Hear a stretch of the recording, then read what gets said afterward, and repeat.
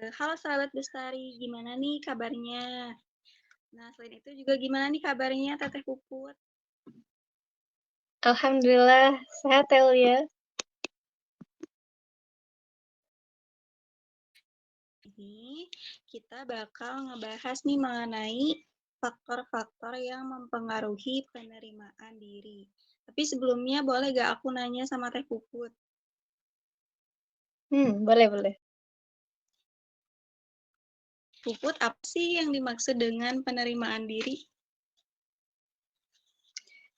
Oke, ini seru sekali ya malam ini membahas tentang penerimaan diri. Jadi kalau menurut saya sendiri, penerimaan diri itu adalah proses di mana kita sebagai individu itu menerima dan mengakui keadaan, karakteristik dan identitas yang kita miliki. Tuh, jadi setiap kekurangan dan kelebihan yang kita miliki itu harus kita sadari, harus kita akui dan ya, harus kita terima.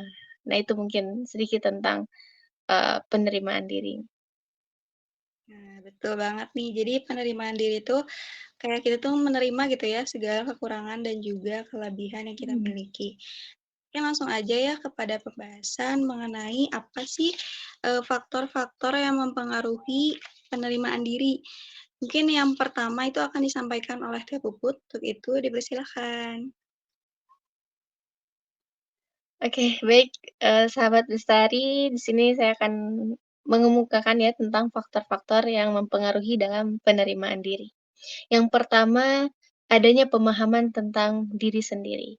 Nah, poin pertama ini timbul adanya kesempatan seseorang untuk mengenali kemampuan dan ketidakmampuannya. Jadi dalam diri seseorang itu pasti ada kekurangan dan kelebihannya ya, teman-teman. Nah, dari sini kita dari keinginan atau untuk, penerimaan diri, kita harus memahami tentang diri kita sendiri. Itu yang poin pertama. Poin yang kedua adalah adanya hal yang realistik. Nah, ini maksudnya apa, teman-teman?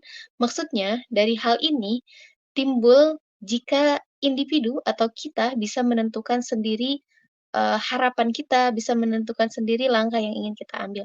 Jadi tidak didorong oleh seseorang atau dipaksa oleh seseorang, jadi ini sesuai dengan kehendak kita sendiri, tuh. Yang ketiga tidak adanya hambatan di dalam lingkungan. Nah, ini teman-teman ya, lingkungan itu sangat berpengaruh gitu ya, memberikan pengaruh yang cukup besar untuk diri kita sendiri, termasuk dalam penerimaan diri. Jadi ketika, lingkungannya itu tidak menghambat kita, itu bisa membuat kita semakin bisa menerima diri kita sendiri, baik dari kekurangan atau kelebihan yang kita miliki. Poin selanjutnya yaitu sikap dari anggota masyarakat yang menyenangkan. Ini hampir sama dengan tadi, kalau tadi lingkungannya, ini ke masyarakatnya, teman-teman ya, jadi kalau, masyarakatnya menyenangkan, kita pun mungkin akan lebih menyenangkan lagi. Kita akan lebih dihargai, kita juga akan lebih dalam menghargai, itu ya. Itu yang menjadi faktor dari, penerimaan diri. Ada satu lagi teman-teman, yaitu tidak adanya gangguan emosional yang berat. Nah, dalam faktor penerimaan diri, faktor yang menyebabkan kita menerima diri kita, itu, poin terakhir ini tidak adanya, apa namanya tadi, gangguan emosional. Jadi emosional kita harus tetap terjaga teman-teman, tidak mudah stres gitu ya, apalagi kalau mungkin tiba-tiba banyak tugas atau mungkin banyak tiba-tiba banyak ujian. Nah, itu jangan sampai membuat kita menjadi terganggu emosionalnya. Jadi harus bisa mengatur emosionalnya juga agar kita menjalani hidup dengan bahagia. Itu teman-teman, faktor-faktor yang menyebabkan penerimaan diri.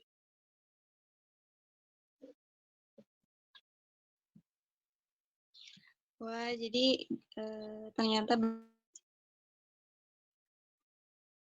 itu. Tapi selain dari yang disebutkan oleh Teh Puput, aku juga mau nambahin nih, boleh gak Teh Puput?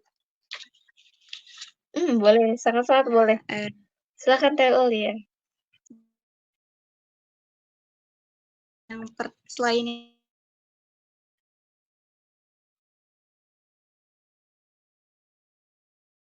pengaruh hasilan yang dialami baik secara kualitatif ataupun kuantitatif. Nah, jadi saat kita eee, mendapatkan sesuatu ya atau berhasil gitu ya meraih sesuatu, itu tuh kita akan, merasakan yang namanya bangga gitu sama diri kita sendiri. Merasa kita tuh, "Oh, aku punya kelebihan," gitu di dalam diri kita sendiri gitu. Jadi, saat kita mendapat keberhasilan itu sama aja kita dengan, apa ya, menerima gitu diri kita, gitu ya. Terus yang kedua, identifikasi dengan orang yang memiliki penyesuaian diri yang baik. Nah, selain lingkungan yang baik, kita juga, bisa tuh deketin orang-orang yang menurut kita tuh, baik gitu ya, yang bisa diri dia dengan baik. Jadi kita bisa tahu atau bisa nanya gitu, tips cara, menerima diri itu kayak gimana sih gitu dengan ngedekatin orangnya. Nah, terus yang ketiga itu adanya jadi kita tuh enggak ngelihat diri kita itu dari sudut pandang diri kita sendiri gitu, tapi dari sudut pandang orang lain juga gitu. Jadi kita bisa nanya tuh, "Aku kayak gimana sih orangnya?" Gitu. Yang keempat, pola asuh di masa kecil yang baik. Nah, kalau ini tuh jadi saat pola asuh kita baik, masa dewasa kita pun akan baik. Nah, mungkin aku bakal ngasih contoh ya, kita waktu kecil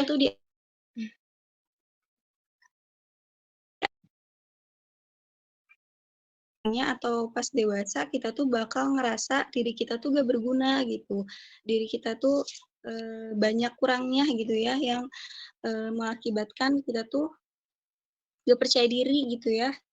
Nah, mungkin itu. Terus yang kelima itu ada konsep diri yang stabil. Jadi, saat kita mempunyai konsep diri yang stabil itu, secara gak langsung kita juga, bakal bisa gitu menerima diri kita sendiri atau menerima segala kekurangan yang ada di dalam kita di dalam diri kita gitu. Nah, mungkin itu ya tambahan dari aku, Teh Puput. oke, Masya Allah ya, jadi lengkap nih pembahasannya ditambah oleh TO ya. Dan ini juga teman-teman Bestari, ini bisa dikaitkan juga dengan penerimaan diri nih bagi individu yang hidup dengan HIV atau AIDS, atau kita sebut dengan ODHA ya, yaitu orang yang menderita HIV atau AIDS. Jadi penting nih untuk dicatat teman-teman bahwa penerimaan diri bagi ODHA itu bisa menjadi perjalanan yang kompleks dan penuh tantangan gitu ya, tidak mudah bagi seorang, ODHA untuk langsung, menerima dirinya dengan keadaan yang, seperti itu gitu ya. Jadi untuk penerimaan diri ini bagi ODHA itu harus melibatkan banyak dukungan gitu, baik itu dukungan sosial, pendidikan kesehatan, dan pemahaman lainnya itu ya. Apalagi tadi lingkungan, orang-orang sekitar, keluarga, teman-teman itu sangat memberikan pengaruh yang, besar bagi ODHA atau bagi orang yang menderita HIV atau AIDS. Itu penting teman-teman, jadi kita harus juga membantu dalam penerimaan diri ODHA yang tidak mudah itu ya, teman-teman. Itu mungkin Teh Ulya dari saya. Nah, itu dia mungkin ya pembahasan, dari kami mengenai faktor-faktor yang mempengaruhi penerimaan diri dan juga tadi udah dikaitkan sama Teh Puput mengenai eh, penderita HIV atau AIDS gitu ya.